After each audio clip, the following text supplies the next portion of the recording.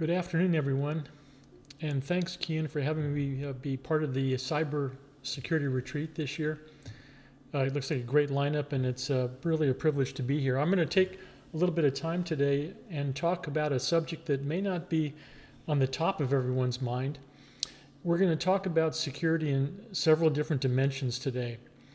I've characterized our security problem space, as many of you know, around the term of complexity and how we have to deal with the cybersecurity issues in a range of different ways. And I like to think of it very simply as problems that we can address above the waterline. Those are the things typically that folks in enterprises can do to improve their security programs. You can put in firewalls, you can do configuration settings, continuous monitoring, using the risk management framework, and all those things that you can control are part of the things that we would consider above the waterline. Cyber hygiene is a term that a lot of people use in that regard. But there's a whole other world below the waterline, and this has to do with the complexity I've been talking about for a long time. It has to do with complex systems. Literally today we have trillions of lines of code, software. We have billions of devices, including all the new Internet of Things devices that are coming into our networks. We have complex applications, middleware, integrated circuits, and a very ubiquitous network of connectivity. And all that complexity really happens in what we call the system stack. The things I just mentioned are all part of that complex world below the waterline. And I say below the waterline because we don't have a lot of visibility or transparency into what goes into those different components. So I'm going to talk a little bit today about some visionary things. What can we do in the future to get better visibility below the waterline and to do a better job of understanding what's in the components that we're putting into those systems? How much risk do we really have? Because our senior leaders have to make really credible risk-based decisions every day. They have to understand those risks, and they rely on their security teams and all the people who work in this space to give them good information. So that's what we're going to try to do today with this presentation. I've tried to divide the talk today into three different pieces. I'm going to start out by just doing a brief introduction and going over what the current landscape looks like today in the world of cybersecurity. And then we're going to move into kind of the visionary area of talking about how can we organize our systems through architecture and engineering concepts a little bit differently going into the future. You may have heard the term zero trust architecture, zero trust concepts. We're going to talk a lot about those today because that is one of the ways we can improve our security posture long term. You've also heard something called DevSec Ops. It's been around for a little bit of time now, but it's getting a lot of visibility. And DevSec Ops has many different dimensions to it. Just simply, I like to think of it as integrating security into the system development lifecycle. But really, it has a whole lot more going on besides that. We're going to talk about getting security built into components at the speed of commercial industry, taking advantage of the great technologies that we have, but doing it in a more secure manner. So let's start to dive in. The current landscape today. Look, it can be pretty rugged out there if you're a CISO and you're trying to organize yourself for battle today with all of the complex components and the systems that we've just talked about. And the reality is today that our systems are very brittle. And we really have relied for the past, I would say it's going on at least 30 years, maybe longer, on a one-dimensional strategy of how we protect our systems. And it's largely based on something we call penetration resistance. And you know the drill. You try to implement as many controls as you possibly can around the perimeter. You try to build that moat up as high as you can, the castle walls, and you hope that the adversaries are not going to be strong enough to come through your initial defenses.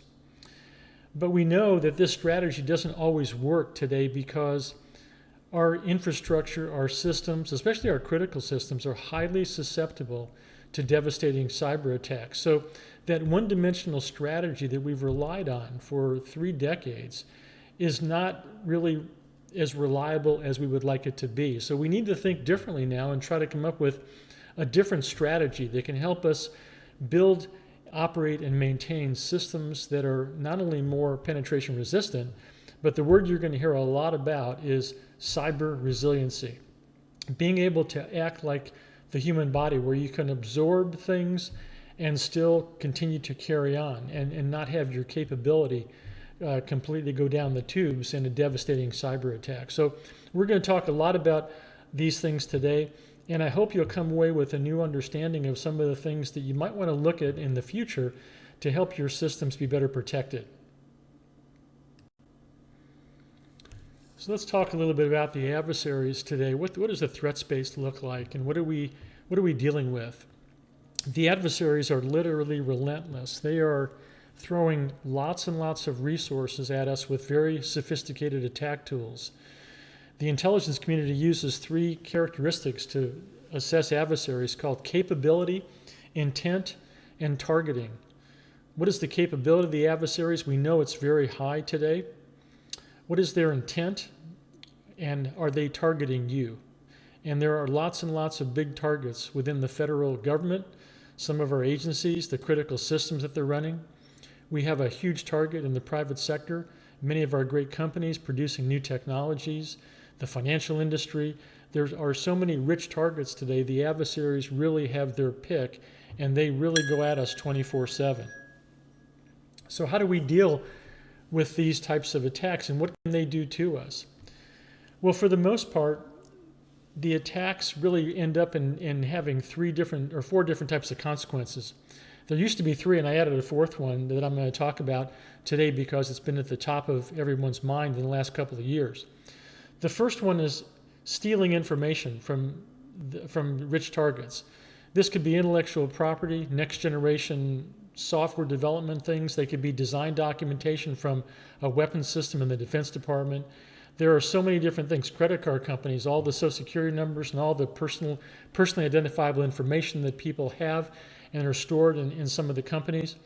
And that's, again, a very rich target. And you've seen over the last several years many, many devastating breaches, to include one that happened to the federal government about 5 years ago with the Office of Personnel Management, where the adversary went after the SF-86 information, some of the most sensitive information the federal government keeps.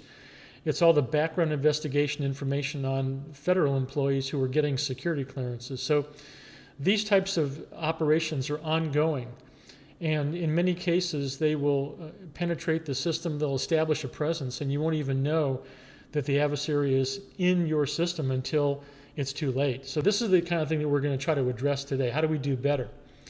The other thing that's very scary is they can pre-position malicious code. The attack happens. Sometimes they'll grab and go. Other times they will leave that malicious code and place it in the system so they can come back at a time of their choosing and complete the attack, maybe bringing down your capability, which leads us to the third point. Bringing down capability is a major concern today.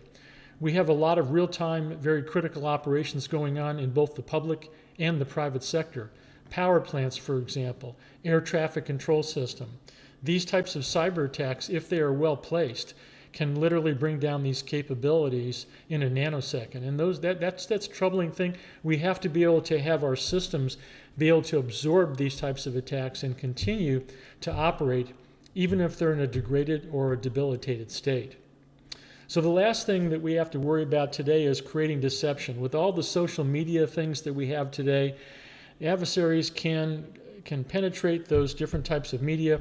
They can create deception campaigns, and you've been watching the news for the last couple of years, so we all know the types of things that they're capable of doing, and it's especially critical in years where we're having elections and voting's going on, and we have to have confidence in all of our critical systems, to include our systems, our voting systems that are very critical to our way of life in this country. I always reference a couple of Defense Science Board reports because I think it's important to understand why we are moving to a multidimensional strategy and away from just penetration resistance. The Defense Science Board has produced a series of reports over the past 7 years that are very instructive in trying to help people understand what the adversary looks like, how they get in, what kind of damage they can do, and what we can do to deter the adversaries and actually limit the damage they can do. My favorite report is one of the first ones. I believe it was in 2013. And you can Google these reports. If you Google Defense Science Board Resilient Military Systems 2013, you will get the report. That's the top one on the slide here in the right-hand corner. And this report caught my attention because it started to characterize what the threats look like within the space that we deal with every day in our federal systems, and I would argue the private sector as well. And they categorized in 6 different levels, and I kind of simplified this to 3 different levels of threats and vulnerabilities. And of course, you'll recognize these right away. The range of cyber threats out there are constantly bearing down on vulnerabilities within our systems. That's the things we always talk about in a risk assessment. There's threats, they exploit vulnerabilities to cause impact, and there's a certain likelihood that will occur. Those are the 4 basic components of a risk assessment. So there's the range of cyber threats out there, and then we have all these vulnerabilities that are resident within our systems. And the different levels of vulnerabilities are very interesting because the ones that we deal with every day, and you've heard the term known vulnerabilities, these are the ones that we discover or they're announced by some of the big vendors out there. And as soon as the vulnerability is announced, they'll issue a patch, and then we have to install the patches to close down the vulnerabilities. So that's one class of vulnerabilities that exist out there today. And those are the ones we know about and we can deal with. But then the report goes on to talk about a couple of additional classes or layers of vulnerabilities. The second one are what we call the zero-day vulnerabilities. This is where there's something in your system or your network that is a vulnerability. You don't know about it until the adversary actually launches the attack and exploits the vulnerability to cause that impact to your system or your organization or your mission. Once that attack is launched, then you know the vulnerability is there and then you can do something about it, but then by that time it's too late. So there's really no defense for the 0 days, and that's a pretty troubling aspect of what we have to do as cyber defenders. The third class or layer of vulnerabilities are something I call the APT, the Advanced Persistent Threat. These are the best and the brightest of the bad guys. They can actually penetrate the system, establish a presence, and they can create new vulnerabilities in your systems or your organization that you didn't have before. And the danger of that is they can come back at a time of their choosing, a later date, and they can trigger that vulnerability at a point of on their time scale. And so that's, again, a very dangerous type of a situation. So the important point here is that 2 out of 3 of those classes of vulnerabilities, if you will, are totally off your radar, which means they may not be detectable by scanning techniques. They may be totally off your radar in the sense that you can't deal with them until it's too late. And that's one of the prime reasons why we're recommending people go to a multidimensional protection strategy, because this assumes that at some point you're going to get breached. And the real question is, what do you do when that happens? How do you limit the damage? And that's really the focus of what we're going to talk about in the next half hour, 45 minutes. So how do we defend cyberspace in the year 2020 and beyond? And of course now, during the pandemic, we've had an entire workforce moving from inside the perimeter to outside the perimeter, which has really exacerbated our previous problems. And so this is a very timely retreat to be going to, because we'll be talking about that new way we're doing business. How do you protect a workforce that's not inside the classic perimeter, our traditional perimeter? It's a very big issue, and we're going to address some of those things today. Well, the problem is actually very simple to describe, but it may not be that easy to fix without some significant changes in the way we do business. So we described this one-dimensional protection strategy before: penetration resistance. You all seen it before. We do all the controls, access control mechanisms, the PIV cards, CAT cards in the DoD, identification, authentication, auditing, system and communications protection. We have perimeter protection, encryption. We try to throw as many of these controls into the system and the organization as we possibly can. Some of the controls are technical, some are operational, some are management related, but we try our very best through the cyber hygiene techniques that we know are best practices to reduce the probability or the likelihood that the adversary is going to get in. But we know for about maybe 5 to 10% of the attacks, especially when they're coming from those very sophisticated adversaries, they do get through. And so the more interesting problem is what happens then. We can't continue to go down the road assuming that we're going to have this perfect level of protection, because that's just not possible today with all of the new technologies, all of the connectivity that we have, and all of the complexity coming into the infrastructure and our systems with all of those applications and the devices, especially the IoT space. And all of these things are not going away. We have to figure out a way how to deal with the reality of the new technologies, because mission and business owners need the technology to help them accomplish the mission and the business functions that they're charged with carrying out. So we have to figure out how to support them in the best way that we possibly can. The other problem that I described earlier, I mentioned something called the system stack, and we really have no transparency or understanding of what's inside the black box. The black box is a metaphor that I use. It could be your smartphone, could be your tablet, could be the laptop computer, could be a supercomputer.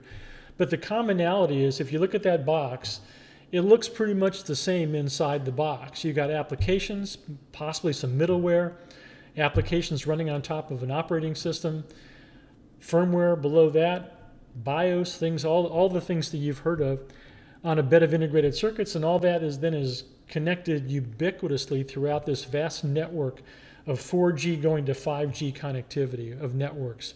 It's really an unbelievable capability that we have. The technology has never been better, but the danger is in not understanding to some degree what's in the black box and how it all works. And that's where we talk about our lack of transparency and traceability of security requirements. We have very little visibility into those components that go into our critical systems. And therefore, when you talk about the concept of assurance, which we're going to deal with a little bit later on in the presentation, assurance is confidence. Confidence that the system that you put together, that you use day to day, is going to be there when you need it to perform. This has everything to do with confidentiality of information, integrity, and availability. Those are the three pillars of cybersecurity. They're all important for different reasons, but that's the essential for why we want to protect these systems. And so we're going to talk a little bit today about some of the things that we can do as we move into that second and third dimension of protection, which we haven't really been doing to a large degree up to this point. So what is the solution? One dimension does not seem to be enough, and this is based on all the empirical evidence of cyber attacks and breaches and things that we've experienced over the past couple of decades. So we'd like to propose a multi-dimensional protection strategy that goes beyond just those perimeter defenses. It gets deeper into the architecture of the system, the design, the development of the components, and it tries to bring something we call damage-limiting system architectures, and ultimately gives us systems that are more cyber resilient. And what does cyber resiliency mean? We're going to talk about the definition a little later, but I wanted to give you a picture of what this multi-dimensional strategy might look like. Certainly on the left, we talk about that first dimension, that penetration resistance as being hardening the target. I mentioned all the security controls, and gosh, we have literally 1,000+ controls in our security control catalog, and it's not just the NIST catalog in 853. There are security catalogs all around the world with many, many security controls. So we've done a pretty good job above the waterline and trying to apply as many controls as we can within our mission and business requirements to do as good a job as we can in reducing our susceptibility to those attacks with good cyber hygiene. Again, some of those controls are applied above the waterline, things that the enterprise can actually affect, and some of the controls, the technical ones in particular, are part of commercial products for the most part. Access control mechanisms, the smart cards, those types of protections that are built into the hardware, the software, and the firmware. That's we talked about the black box a little bit earlier. So when that penetration resistance fails, I'm not sure if it's 10% of the time or 5%. It really depends on the adversary, but I can say the sophisticated adversaries are going to find a way to get in through those initial defenses. That's pretty much the way it's been for the past several years. What can we do in the second dimension? So we'd like to be able to limit the damage. Let's assume they get in. How do we limit the damage they can do once they're inside? And we've got a couple of ways that we can do that. We're going to talk about that in a few minutes.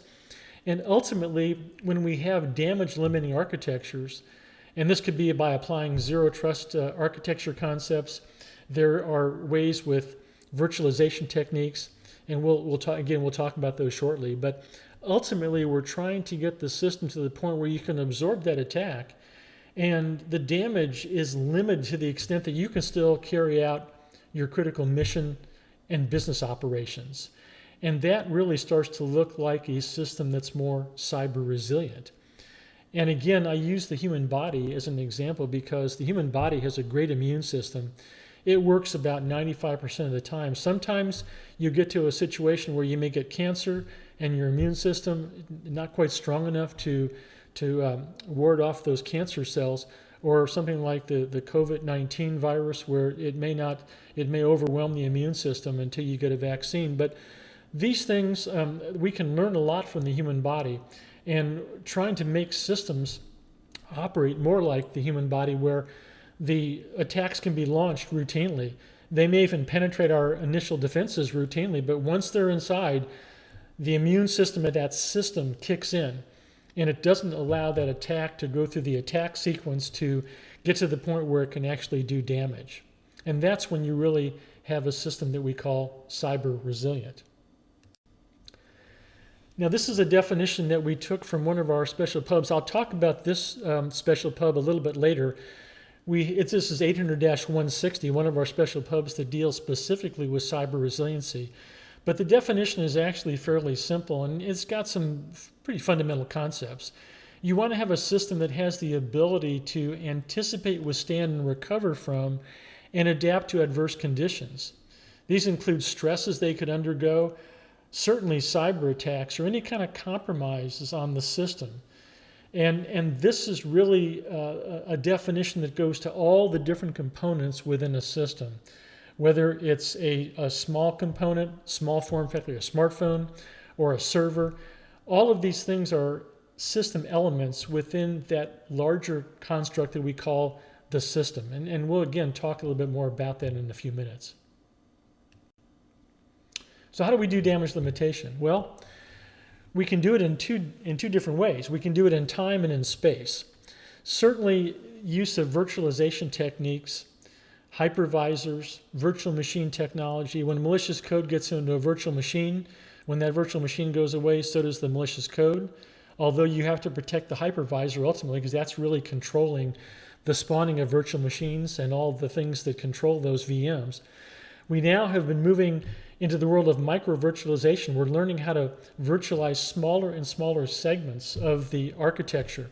And again, the idea here is to churn the infrastructure faster than the adversary can do damage. Again, when you look at the attack sequence, the attack chain that an adversary goes through, they have to penetrate the system, they have to get in, they have to have time on target, they have to understand the environment they're in, the type of system that they're looking at, and then once they have that time on target, then they can set up the attack and proceed through the attack sequence until they get the payload they're looking for and be able to exfiltrate it or leave the malicious code. So the more time that we can limit that time on target, in other words, we reduce the time on target so much they don't have time to do the things they would normally do, that's good for us. And if we can do that to the nth degree, they're not going to be able to carry out those attacks.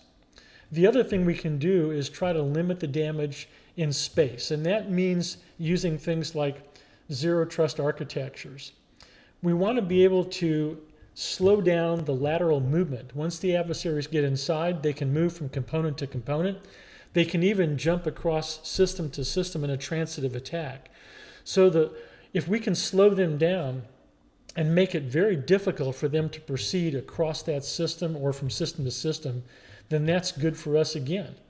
You're really throwing a monkey wrench into the adversary. You're increasing their work factor.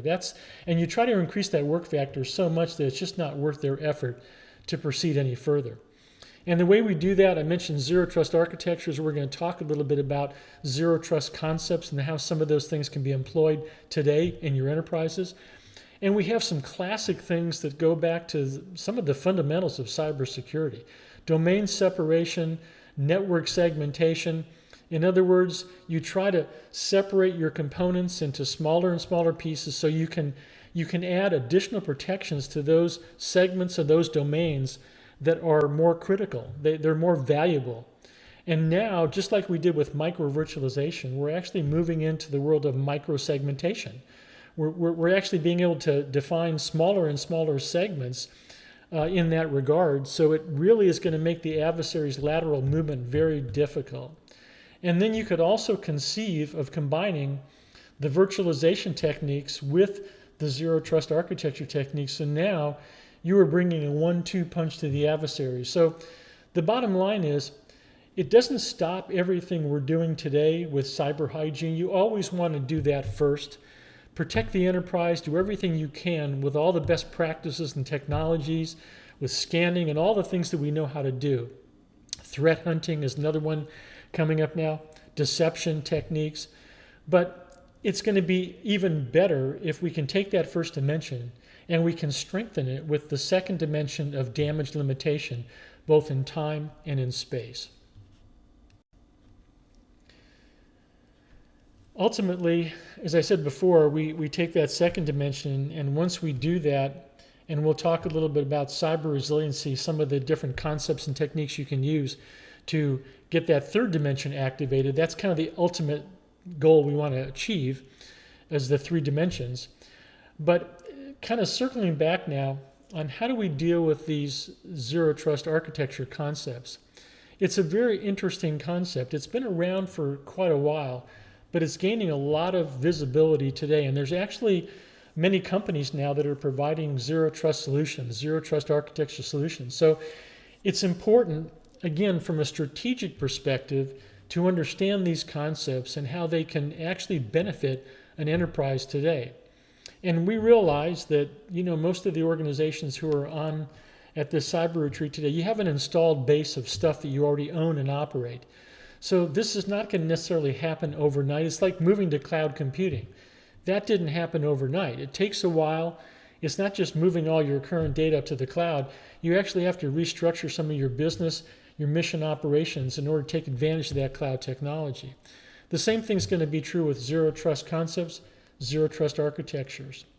There's lots of different flavors of zero trust architecture, different ways you can implement the zero trust concepts. And we're just going to cover some of the fundamentals today at a very high level. Again, starting to think strategically, so we're not always focusing on tactics and applying the next firewall or doing the next configuration setting. Those things are certainly important, but we also, without a good broad cybersecurity strategy that looks at architecture and engineering, the big parts of the enterprise, then we're never really going to be able to solve this problem, because complexity is always going to favor the adversary. So that's why this stuff's important. So the zero trust concepts in general, we're trying to reduce the uncertainty in enforcing these access control decisions. Now, if you think about the way the perimeter operates today, we have a perimeter and we have access through the network, and we'll do our identification, authentication, 2-factor authentication. You gain access to the network, and then once you gain access, you basically you have free reign once inside the system to do lots of stuff. And so the access control in things like authorization and privileges, they're controlled at a much higher level of granularity today.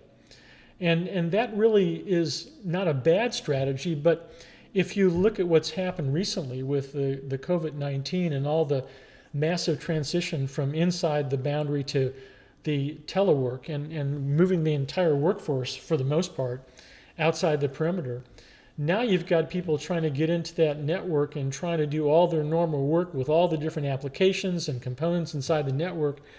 Plus you have adversaries who are trying to also compromise that system, as they always do, and they're trying to get inside too. And so you have the architecture inside the system that is fairly brittle. Once you get in and you're inside, then you pretty much have access to everything. That's the way we pretty much do business today.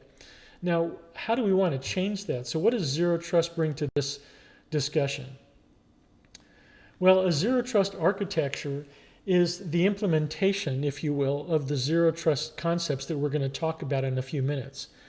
And so what we're talking about now are different concepts that you can think about and apply to your current architecture, and it will transition that architecture, if you apply the concepts, with the appropriate technology, into a Zero Trust architecture. What does that really mean? It means that you collapse the traditional perimeter and you now reduce the size of that perimeter to much smaller pieces. We've always had the concept of access control, even going back to the days of the old trusted product evaluation program, where we had the trusted operating systems. Subjects try to gain access to objects, whether it's a file or some resource, and you have different privileges that are assigned, and only certain privileges allow access to certain objects. Well, the same thing happens today. You have a certain set of privileges that are given, and you're a trusted individual because you go through all the identity management, all the access management stuff that you go through to become a trusted employee.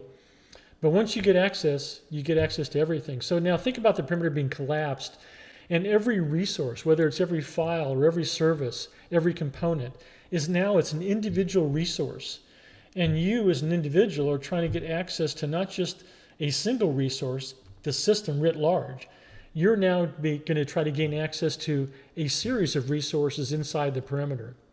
And so Zero Trust architectures, employing Zero Trust concepts, you want to try to look at the system, the writ large with the perimeter, and then all the different components within that system. Those are hardware, software, firmware components. Anything that's an information resource is looked at as one of those components.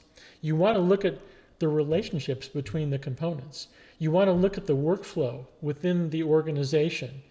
And you want to look at the different access policies that you have in place, where you try to limit access to certain individuals with certain privileges on a per resource basis. So that's kind of the general methodology and overarching concepts that we're going to be looking at with Zero Trust. So the next series of slides, we're going to talk about a series of concepts they come actually from, these have been around, again, I think at least a decade or more. We have a special publication that I have on a slide coming up. It's NIST Special Publication 800-207. It's a publication that describes all of these Zero Trust concepts and how they're applied in Zero Trust architectures. And that's going to be something that you can use as a resource as you're looking at your current architectures and trying to move forward to maybe a next generation of Zero Trust architectures. So the first concept is actually fairly fundamental. Data and computing services are considered resources. So again, we don't just look at files, we look at services, we look at data. Everything is considered a resource because you, as a individual, are going to be wanting access to lots of different types of resources. It could be a data file, it could be a service, and all those types of accesses now are considered resources, and we're going to set up this kind of access control policy that's going to control whether you, as an individual, get access to that specific resource. And of course, the resources, again, as I said, can include almost anything you can think of, from a smartphone to software as a service. There's just so many different things that are part of this complexity of systems today. They're all considered resources. They're all looked at the same way. All communications are secured regardless of the network location. This is a huge deal today because I mentioned the pandemic and how everybody's moved outside the perimeter for the most part. And so this makes all of the workforce, as you're trying to get back in and communicate with those systems within a federal agency or your private sector company, those become important. And so those communications have to be secured whether you're inside the perimeter, inside the building, or whether you're now coming in from a remote location.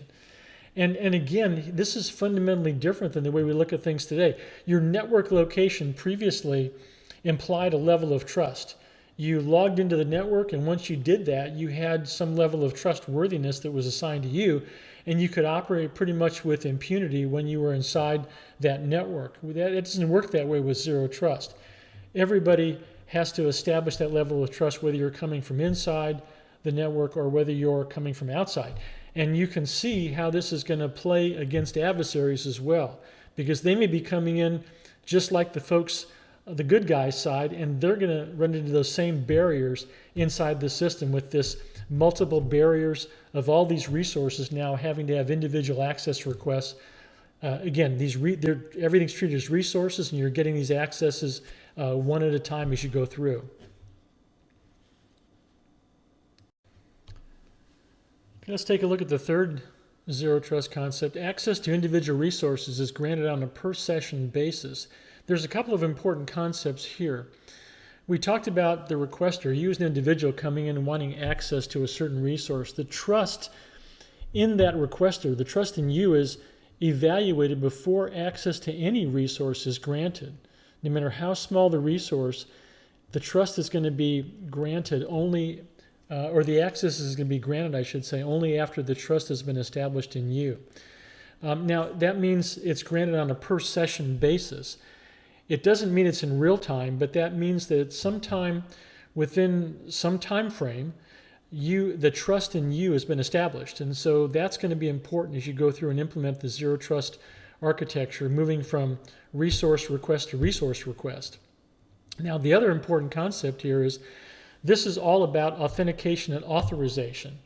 And it's not automatically granted to a different resource. So once you get access, approval to access one resource, that doesn't mean you're going to be automatically granted access to other resources. Again, and this is going to make more sense as we go through and look at the additional zero trust concepts. But again, it's done on a one-by-one basis, and that's really making it super difficult for adversaries to do damage based on what they have to do. They're applying these concepts to you as a good guy using the system, but it's also going to really impede the adversary's access to these resources as well. Access to resources is determined by dynamic policy. This is, again, very different. Most of our policies today are static in nature. You look at the individuals, people are granted certain privileges or access rights, and there are certain file structures or whatever the resources are. But whatever that access policy is, typically it's static, and it doesn't change unless you go in there and manually change it, and it takes a while to do that. In zero trust architectures, this concept says that the access policy is dynamic, which means it's going to be changing almost in real time. And it's based on a lot of different factors. Here's a few on the slide here. You look at the identity of the requester, the client identity. You look at the status of the applications, the requesting asset. All of those things come into play. And there are other behavioral attributes that are also looked at in this determination. But the important point is they're not done one time and then left aside. They're continually reevaluated. So as situations change and things change within the system, that policy will change accordingly. So it's not just you don't set it and forget it. This is a very important concept, especially today when so many things are changing so rapidly in these very complex systems. The next concept is enterprise-owned and associated devices are in the most secure state possible. So this is a very important concept, which means that all of your components, down into including small form factor devices like smartphones and tablets, they have to always be in the most secure state possible because we're using all these components to support critical mission and business requirements. And what that means is as we become more dependent on these devices for our mission business success, those devices have to be continually monitored to ensure that whatever security state they were in that we started with, applying all those controls and all the security capabilities and safeguards that we can. The continuous monitoring ensures that those devices maintain that security posture, and that posture could change because as the infrastructure churns and we bring in new devices or we change different settings or there's just new applications, all of that churn can perturb the original state of your security posture.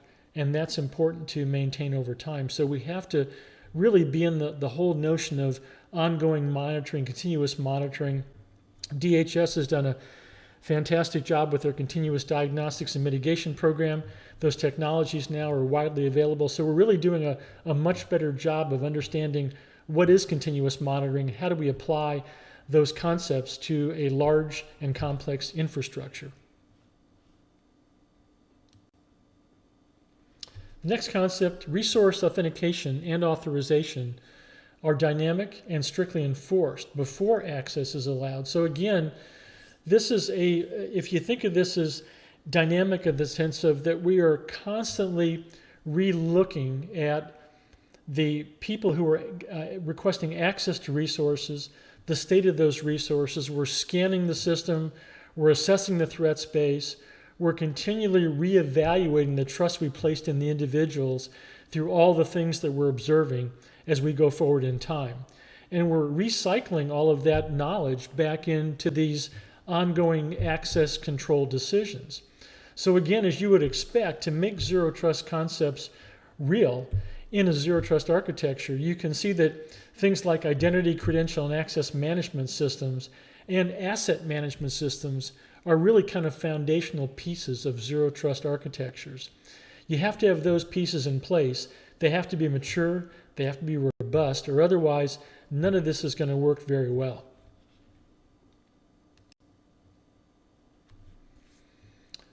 The next concept, the security posture of the enterprise, is continuously improved by monitoring the state of the network and communications. Again, this goes back to the whole concept of a continuous monitoring, and it goes back even further to a concept called continuous improvement.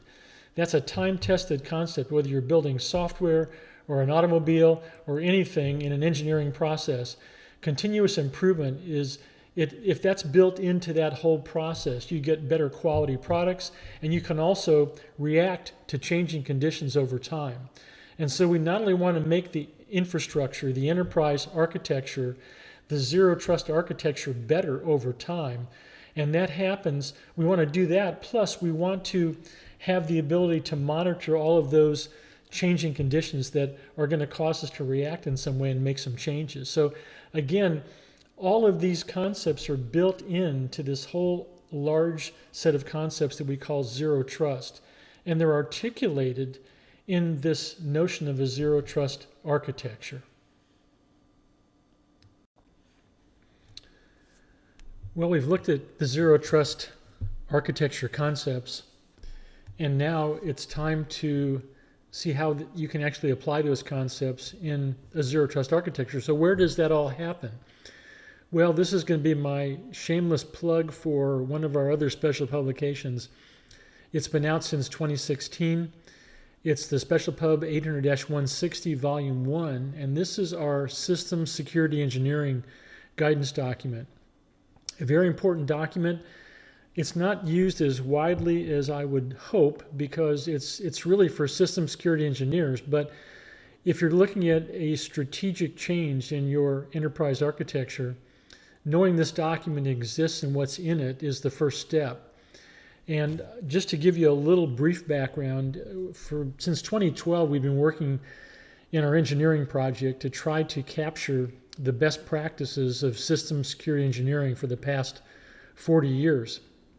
And we decided that instead of just pushing security engineering by itself, we would try to find a systems and software engineering international standard. And we were lucky, we found a joint ISO IEEE standard 15288. It was updated in 2015. And this systems and software engineering standard was the basis for all of our work in NIST 800-160. And what we did is there are, I think, 30 processes that are listed in the international standard. These are largely the processes that you would go through in building a system or software. And there's 14 technical processes. Those are reflected on this slide. And then there's about 16, I think, non-technical processes that are also used by organizations to help build the system from a perspective of risk management, configuration management. They're kind of supporting processes that are used to support the 14 technical processes. And as you look at the slide, you can see that this is a pretty classic set of traditional lifecycle processes. And what I wanted to show you here is that when we talked about zero trust concepts and zero trust architecture, this is where it actually fits into the life cycle. Now, what's important about this is that you see it's not the first process in the life cycle. It starts out with understanding your mission or your business requirements. So there's mission and business analysis that always comes first in an organization, whether you're building a new system or you're doing a major system upgrade. That has to come first to make sure you understand what the mission is and what kind of technology you're going to need to support that mission or business function. The next thing that happens is the people who are actually the risk takers, the stakeholders, are brought in, and you have to define what their needs are. This is not just security needs. These are overall stakeholder needs. What does the system have to do to support that mission or business process? And there's a set of requirements that comes out of that second process in the life cycle.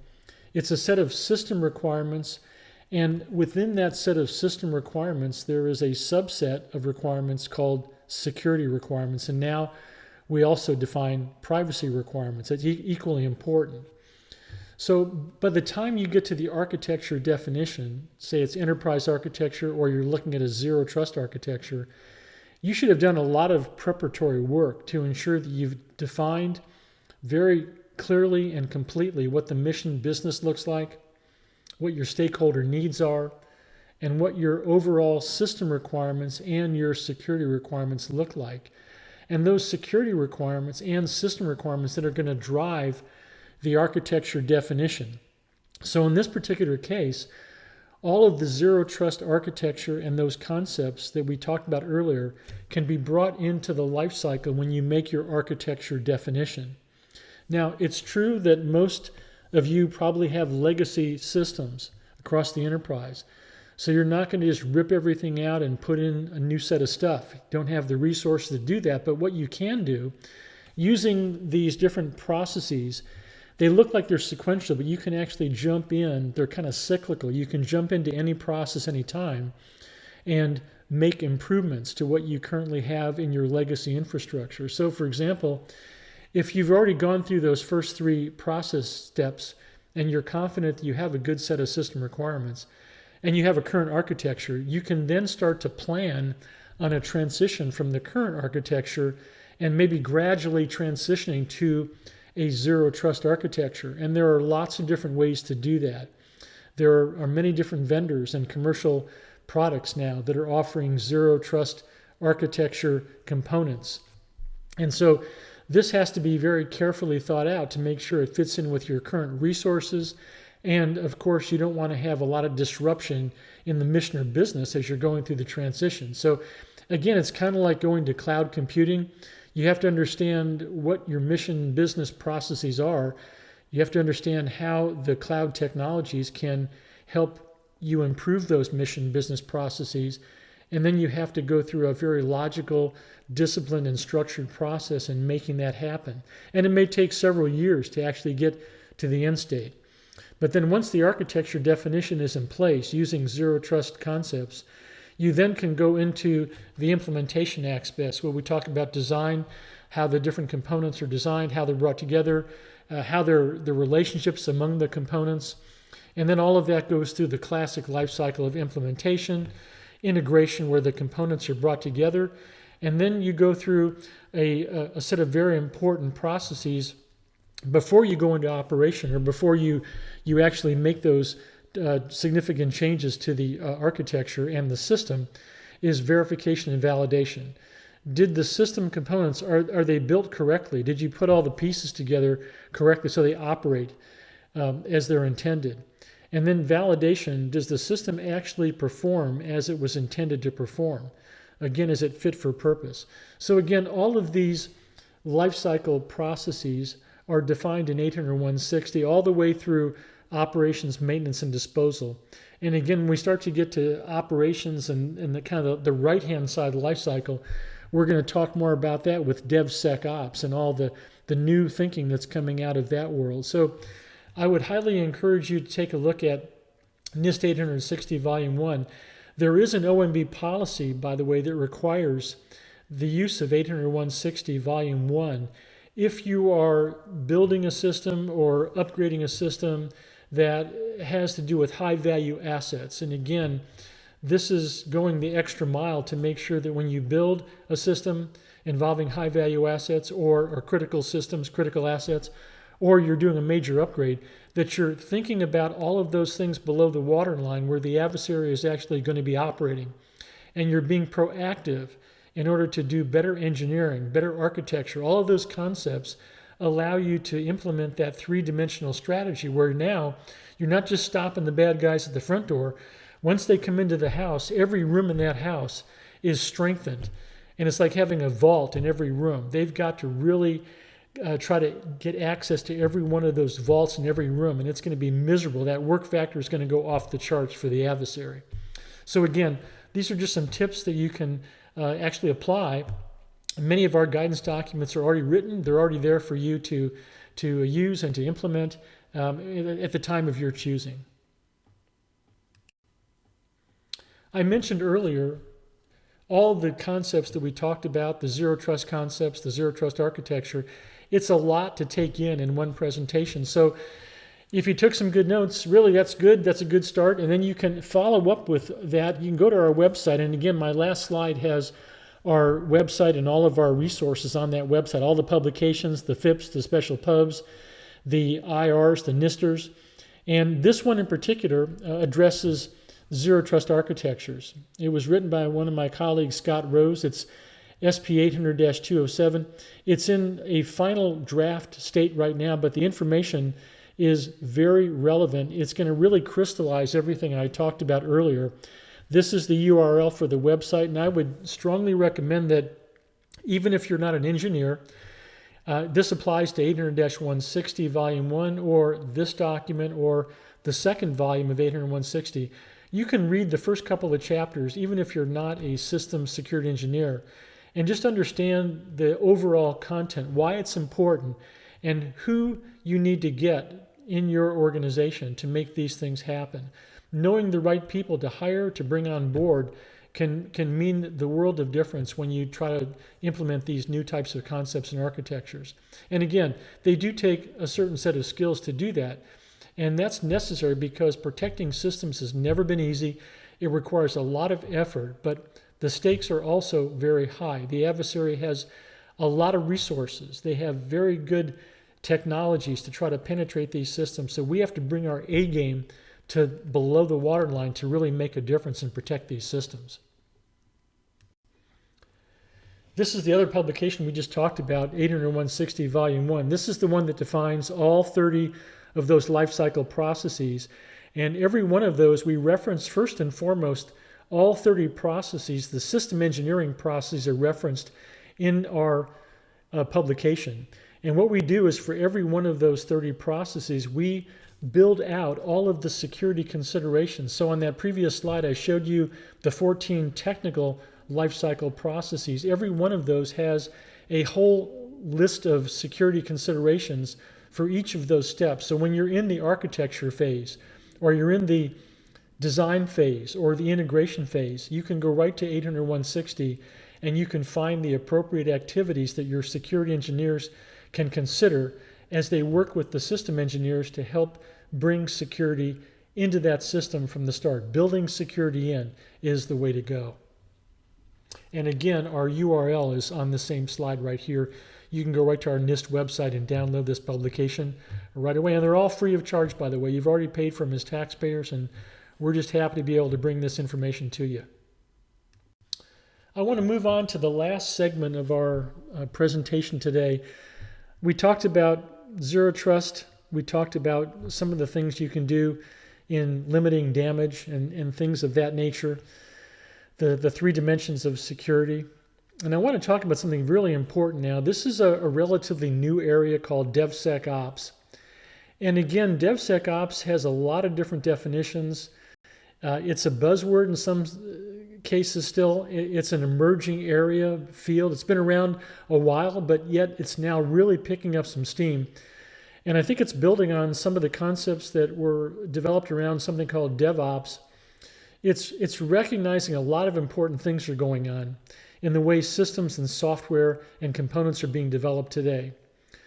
All of us have experienced the greatest technology revolution ever in the history of our country, of the world. Commercial industry is bringing all of this innovation to us very rapidly. The best technology, tremendous capabilities through all the things we talked about, the applications, everything in the system stack, and it's all networked together.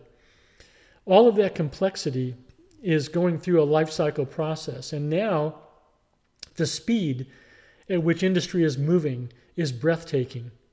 And so we have to figure out how can we keep up with things like agile development processes, things where you don't have a complete solution. You're bringing in pieces very rapidly of the system. You're designing, you're developing, you're pushing out code, you're testing and evaluating.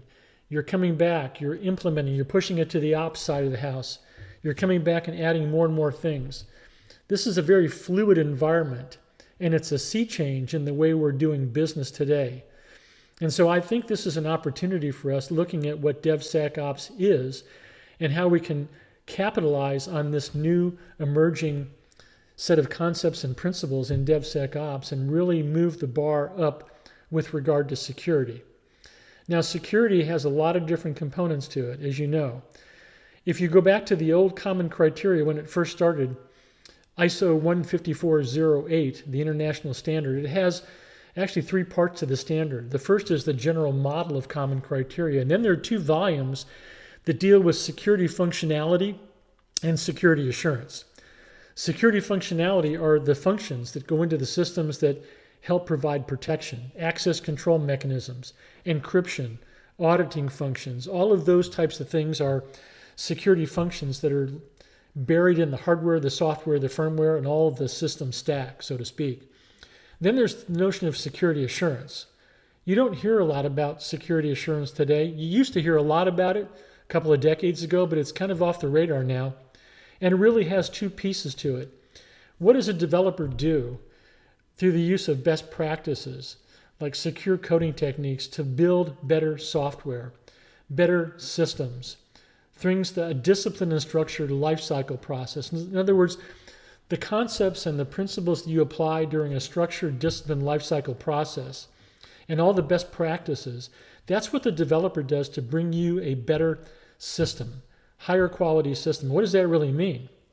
It means that many of the weaknesses and deficiencies that would be in code and the systems, those things are flushed out of the system before they can become vulnerabilities. So a certain subset of weaknesses and deficiencies in systems and software, if they can be exploited by an adversary, we call those vulnerabilities. So obviously, if you do a better job on the back end of the system, when you're going through design, development, testing, and evaluation as part of the lifecycle development, the more of those weaknesses and deficiencies you can flush out of the system through a variety of design efforts, better designs, better implementation, better testing and evaluation. That means the customer gets fewer of those weaknesses and deficiencies when that product goes into the system and goes to the customer. And so a certain percentage of those weaknesses and deficiencies will become vulnerabilities. So the better job we do on the back end, the more secure the product's going to be when it comes out to the customer. And so that's one aspect of assurance, what the developer does to give you a better widget. The other part of assurance is assessment, testing and evaluation. There's lots of different ways to do assessments. There's security testing and evaluation, lifecycle testing, regression testing, dynamic static analysis. There are just a plethora of tools that developers can use to test the code as it's going through the lifecycle process. And again, so the combination of what the developer does in design of the product and the component, and what they do on testing and evaluation to make sure they actually built what they said they were going to build to the specification, those two things combine into something we call security assurance. And that concept is not on the radar of most organizations today as much as I think it should be. So what does that mean with regard to DevSec Ops? So DevSec Ops, again, works largely in a DevOps environment where and agile development is another characteristic of what we find in DevSec Ops environments. But basically, what it means is that you're bringing all of the security things into the lifecycle early in the process. And in some sense, it doesn't always mean that your system engineers and your software engineers, they can actually achieve really, really great things in security and not have security people involved in that process. I know that it sounds strange, but really good software engineering, good systems engineering will go a long way to reducing many, many, many of our security problems. Now, it's great to have all the security professionals there as part of the process, working as part of that integrated project team. But the idea is try to get those security discussions going early in the life cycle. So if you're using an agile process and you're using secure coding techniques and using many of the tools and things in container-based security, all the things that we're seeing as part of that new way of developing software, very rapid development, all of that innovation and all of that development process can absolutely embed good security. Security becomes a byproduct, basically, of that type of development process. And so this gets to that slide that I had up earlier about understanding what's in the black box. We spend way too much time trying to understand systems and doing assurance activities on the back end of the life cycle with regard to after the products are delivered to the customer. And it's very difficult to understand what's inside the black box because most of that is done by the development community. So the more we can do in DevSec Ops and integrating those security best practices into that life cycle and have good testing and evaluation as part of that process, a byproduct, that develops evidence that we can then use. The evidence can be brought forward to the customer. So we know the developers used a well-defined process of developing the software or the system. We know they went through a certain regimen of testing and evaluation, and they can actually share as much as they want of the evidence of that testing and evaluation process. So then you bring all that forward to the customer, and that can relieve a lot of pressure on the back end of this process where we're trying to understand all of these things and going through all that testing and evaluation with the security controls. Many of those testing and evaluation processes really are not that effective because we can't get visibility inside the black box anyway. So we have to have some level of assurance from industry who are producing these components. And that really leads us to greater transparency of what's in the black box, traceability back to our security requirements so we can tell here are the things that we thought were important with regard to protecting the system. And here is evidence that the developer gave us in showing how they built that component, what security capabilities are part of that component, and how much confidence do we have that that's actually the way the product was built and is giving us that true capability. So again, transparency, traceability gives us greater visibility, and that should lead us to greater assurance or trust in those products, the components that we're using as part of our critical systems. And security assurance. So that brings us up toward the end of the presentation. I know it's been a long presentation here today, but I would like to close out with, again, going back to DevSec Ops. I'm so excited about this new area of endeavor. I've got several of my colleagues that are both in federal agencies and in the private sector, and they are immersed in the DevSec Ops process. The Air Force has been doing some terrific work in DevSec Ops, some of the private sector companies, and really this graphic kind of represents that flow I described earlier, where picture the most innovative technologies you can possibly imagine, and think about an agile development process where people are coding the concepts are everything is happening very quickly in the agile development process. They're taking a set of requirements, they're building code, they're building that testing and evaluation into the code, and they're using some of these new techniques to get the capability to the operators very quickly. They deploy the capability in various releases. But the important point is, this is that figure 8. That's a constant cycle back and forth. You're improving, you're continuously improving the software and the system. Maybe you're adding additional capabilities. As the operators use the software and the system, they discover that, hey, maybe we could do things better. Maybe we need this additional capability. And we cycle back through that through monitoring. And again, that figure 8 represents a fairly rapid cycling through this process. And again, if you can build security into that process, then you have the gold standard, because now not only are you giving your customers the latest and greatest technology, which in and of itself is going to be more secure, because as technology gets better, the basic foundational security functionality in those products and systems and services getting better as well. But you can also do that in a very rapid life cycle fashion. So you get to take advantage of the technology, keeping us on the cutting edge. And that's critically important for some of our most critical systems in the federal government and the private sector, whether it's a weapons system or something in TSA, or even things in the private sector, power plants, medical devices. We have to be on the cutting edge of technology, and we have to be able to protect that technology as we go forward. So DevSec Ops is the future, and you can get involved as early as you want in the process. There are tons of different articles and publications.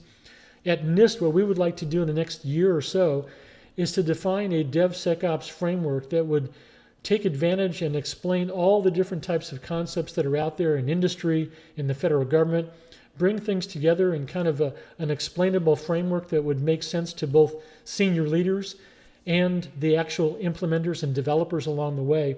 Normalize the language of that framework so everybody can operate their individual DevSec Ops processes, but we can understand what it means to do DevSec Ops, how it adds value to the process, and how our leadership, our customers, can take advantage of the outputs, not just from a technology perspective, but from a security perspective.